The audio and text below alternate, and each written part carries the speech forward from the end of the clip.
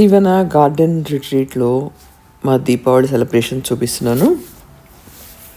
శ్రీవన garden రిట్రీట్ని శ్రీస్ form garden అని కూడా అంటారు. శ్రీస్ ఫామ్ గార్డెన్లో వనభోజనాలకి డే స్టే ఇవ్వబడుతుంది. అలాగే ఫామ్ స్టే చేయొచ్చు. ఫోటోషూట్స్కి, small events like birthday parties, mehndi, haldi functions లాంటివి కూడా చేసుకోవచ్చు. అలాగే మూవీ షూటింగ్స్, సీరియల్ షూటింగ్స్ కూడా ఇవ్వబడుతుంది. ఈ కార్తీక మాసంలో భక్తి శ్రద్ధలతో పూజలు చేసి ఉసిరి చెట్టు కింద భోజనం చేస్తుంటారు.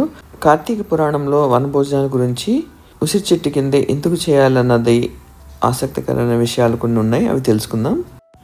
హిందూ పురాణాల ప్రకారం ఉసిరి చెట్టుని దాత్రి చెట్టు అంటారు. క్షమించే గుణానికి ప్రతీకగా భావించే ఉసిరి చెట్టును లక్ష్మీదేవి స్వరూపంగా పరిగణిస్తారు.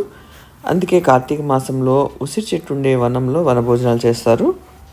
విష్ణుమూర్తికి పూజ చేసిన తర్వాత వనభోజనం చేయడం వల్ల సకల దోషాలు తొలగిపోతాయని పురాణాల్లో చెప్పబడుతోంది.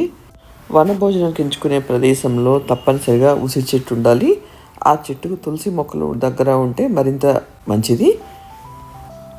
శాలిగ్రామంతో కార్తీక పూజలు చేసి అనంతరం విస్తరాకులు లేదా అరిటాకుల్లో అందరూ కలిసి భోంచేయాలి. ఇలా చేయడం వల్ల మనలో స్నేహబంధం, సమైక్యత వంటి పెరుగుతాయని వనభోజనాల సాంప్రదాయం అని పురాణాలు చెప్తున్నాయి. మరిన్ని విశేషాలు నెక్స్ట్ వీడియోలో చెప్పుకుందాం. శ్రీస్ ఫామ్ గార్డెన్లో వనభోజనాలు చేయాలనుకున్న వాళ్ళు మెసేజ్ చేయండి.